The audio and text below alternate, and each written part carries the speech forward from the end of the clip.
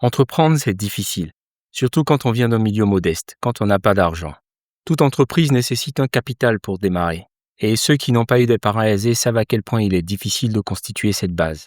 L'école ne nous apprend pas vraiment ce qui est nécessaire pour créer une entreprise. La majorité des parcours nous préparent surtout à devenir de bons salariés. Pourtant, j'ai toujours voulu entreprendre. Pas par goût du risque, ni par quelque fascination pour les réussites de quelques entrepreneurs, mais par envie de construire quelque chose par moi-même.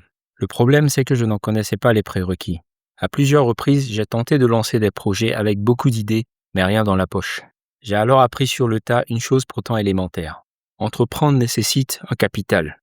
De l'argent, bien sûr, mais aussi du temps, des relations, une forme de sécurité. Pour construire ce capital, j'ai travaillé une quinzaine d'années en épargnant autant que possible. Cela a demandé de nombreux sacrifices. J'ai gardé la même voiture d'étudiant rayée de partout pendant plus de 10 ans. Peu de voyages, peu d'achats personnels, chaque euro économisé compte.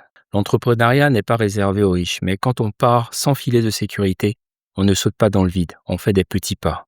Quitter la sécurité d'un CDI n'est pas une chose simple, encore moins quand on a grandi avec la peur du manque, quand on a connu une enfance où ce n'était pas une abstraction. Je devais avoir 5 ans.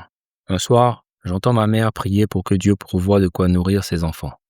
Chance ou miracle, je ne sais pas. Mais quelques minutes plus tard, un couple de missionnaires français, nos voisins, nous a donné à manger.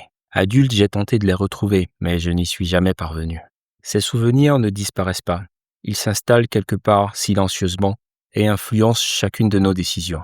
Pour me rassurer, je me suis associé avec des proches.